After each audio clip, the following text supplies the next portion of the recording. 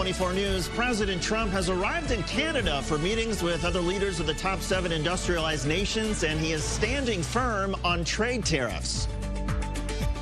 We are not going to live with the deals the way they are. European Union treats us very unfairly. Canada, very unfairly. Mexico, very unfairly. In those same remarks to reporters, the president also called for Russia to be reinstated into the G7. Why are we having a meeting without Russia? We have a world to run. In the Middle East, 10,000 Palestinians protested along the Gaza border. Some tried to break through. Israeli troops opened fire and at least 4 Palestinians were killed.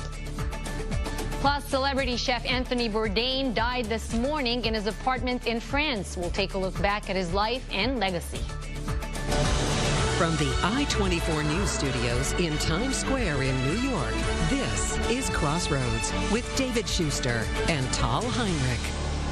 This has been an intriguing day in Quebec, Canada. President Trump met face-to-face with leaders of top industrialized nations, leaders that he's been feuding with for weeks. The president arrived in Canada amid growing tensions over his trade policies. Before the summit, Trump called out both Canadian Prime Minister Justin Trudeau and French President Emmanuel Macron on Twitter. He also refused to hold formal talks with UK Prime Minister Theresa May. Correspondent Kenneth Martin has more. With a scenic Canadian backdrop, President Trump face-to-face with Prime Minister Justin Trudeau, less than 24 hours after calling the PM on Twitter indignant over their trade dispute. Trump surrounded by the U.S.'s closest allies at the G7 summit in Quebec, amid growing tensions over everything from new tariffs to climate to Iran. This week, French President Emmanuel Macron saying if it has to be G6 plus 1, so be it. A morning meeting between the two men postponed, but Macron later tweeting this video with the caption, "Keeping the dialogue alive." Trump an hour late for the G7 after a lengthy Q&A with the press before leaving the White House. All of these countries have been taking advantage of the United States on trade. When it all straightens out, we'll all be in love again. The president also pushed for Russia to rejoin the summit, the country kicked out of the group after it annexed Crimea. They should let Russia come back in, because we should have Russia at the negotiating table. President Trump also planning to leave the summit early for his Singapore summit with North Korean dictator Kim Jong-un, a meeting the president first said he didn't have to prepare very much for. But I've been preparing all my life. You know, these one-week preparations, they don't work. Just ask Hillary what happened to her in the debate. Jeez. And that was Kenneth Moten reporting. Well, we can't ignore this remark. Let's bring in senior Washington correspondent Dan Raviv here on set to discuss it further. Even you're smiling after listening to this. He's trying to amuse us sometimes. Don't be so serious. Trump tries to say funny things once in a while. What's at the key? Hey, a lot of people point out it's not what he says, it's what he does. And that's why in this summit in Quebec, we're all wondering, what's he doing? What's taking place behind closed doors? How is it going from what we know? Because everyone has been expecting, you know, some harsh rhetoric, maybe. Or fireworks or walkouts, maybe. No, it turns out that politicians aren't much too different from actors, right? You probably knew that in your heart of hearts.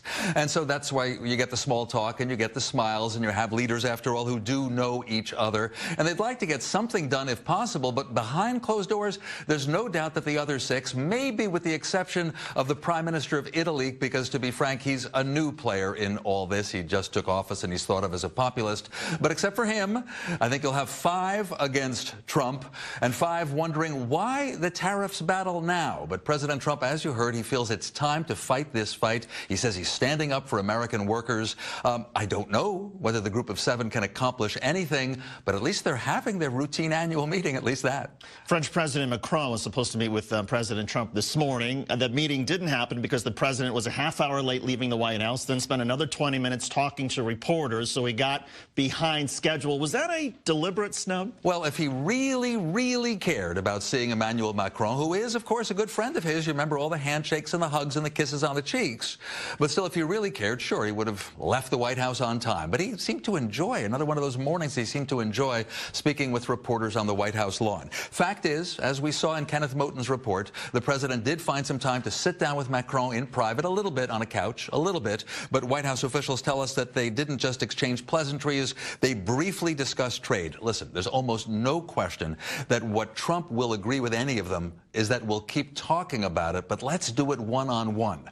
President Trump has clearly said in the past few months he doesn't like group discussions. He wants one-on-one trade deals. So look for that to happen after he leaves Quebec. And as you reported, he'll be leaving early on Saturday, not as originally scheduled. Avoiding the climate change discussion over there. It doesn't interest him. Well, Dan, you'll be very interesting to us very soon in Singapore, right? You're going to cover a bit unusual summit. The summit that he really cares about. That's the one that's historic. President Trump meeting the dictator of a communist country, Kim Jong-un. And just think, right? Kim is in his mid-30s, a dictator. I mean, we don't know much about him, really. President Trump's 71 years old, a billionaire businessman. It's like they come from different planets. And yet the Trump administration is really optimistic that there can be a meeting of the minds. They no longer expect that North Korea will give up all of its nuclear weapons right away. They've scaled back on that. But now Trump wants at least to start a relationship. So in Singapore, you know, Monday night America time, it begins. And we'll get some idea, maybe even from the first handshakes, as to whether there's a human connection there. I got to ask you, Dan, because you've been covering a lot of summits through the years.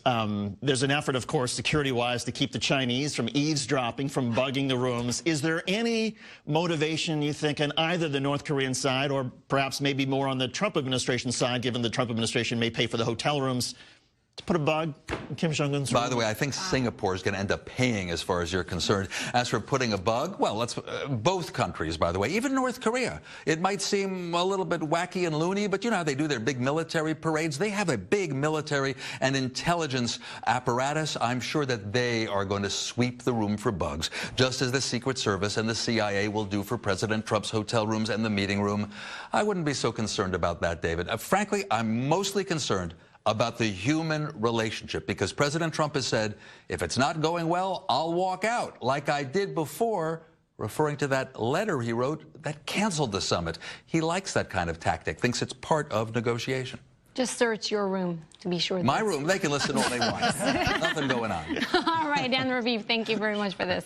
To discuss more, let's bring in Jenik Radin, adjunct professor of international and public affairs at Columbia University. And Jenik, first, your reaction to what you've seen so far from the G7 summit up in Quebec. Well, before I do that, I'd like to say I like Dan's sense of humor. Fantastic sense of humor. I think it's, well, is there a summit? Or what is it? It's a meeting. He's showing up. He didn't want to show up. At least that's what the rumors have said. And he's going to leave early. So is there anything going to really be done? But on Twitter, we're seeing all this back and forth between the president with Macron and Trudeau. How do you think that face-to-face... I think we got two different cultures or two different planets that he was saying before, Dana, about Korea. Europeans, continentals, have a long memory. They like relationships. You screw it up, you actually don't, the people don't forget, and they don't necessarily forgive. So this is really a problem. You can't just do Twitter. You have to be serious, and this is not serious. But does that underscore perhaps that even if there's nothing concrete that comes out of the meeting, that just having some FaceTime, having the leaders together, takes a little bit of the sting out of what might be said on social media? I totally agree with you. I'm a firm believer, and I said a lifetime now. I have gray hair, so I can't say about a lifetime.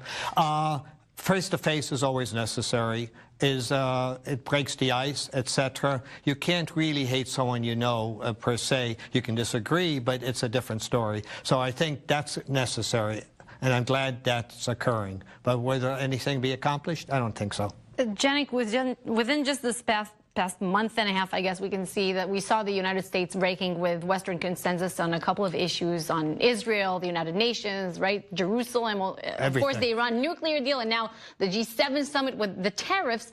Would you say that the United States is isolated under President Trump? Well, would you use this word? I don't like the word isolated, but I'll put it this way. There's only two ways to negotiate, from my point of view, and I do a lot of it. You start with what you have in common and build up the relationship.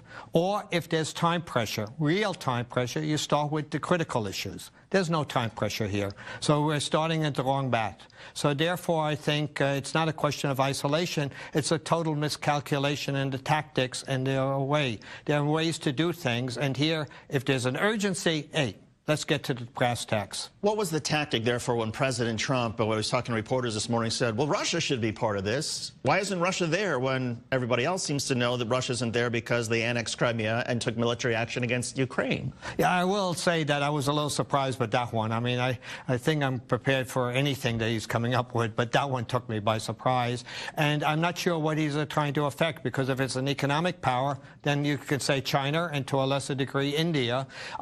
Russia is not an economic power. It's a nuclear power, yes, but it's not an economic power, and there's a good reason, as you just mentioned, of why it's not there.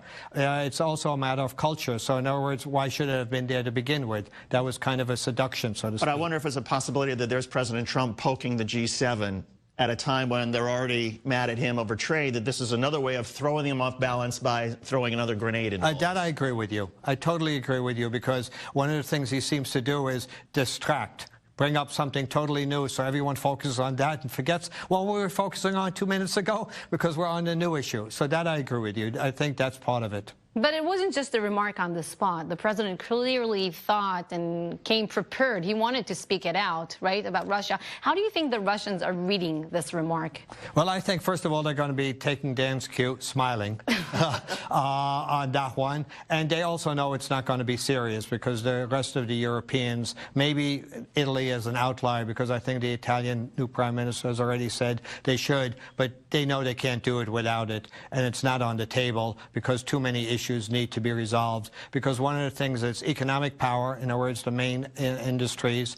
Russia was never one economic power, at least not since the Soviet Union fell apart. But more than that is, it's not just, like I said, the economic, is the fact of why should they be at the table when you don't even share the same values. Attacking Ukraine is not called sharing the same values. Let's not even get into Syria. But when it comes to diplomacy, every major conflict in the world is going through Putin right now. I'm not quite sure I agree with that, okay? Yes, but the G7 is not the place to resolve those issues or even to discuss those issues. Is Italy involved in the world conflicts? No. So it's the wrong platform. Jenna Graydon, adjunct professor of international and public affairs at Columbia University. Thanks to you, and also, of course, our thanks to Dan Raviv. And still ahead, this was another rough day in the Israeli-Palestinian conflict. Palestinian militants threw rocks and Molotov cocktails over the Gaza border fence. Israeli troops opened fire, and at least 4 Palestinians were killed. In Iran, hundreds of people took to the streets in an annual protest against Israel.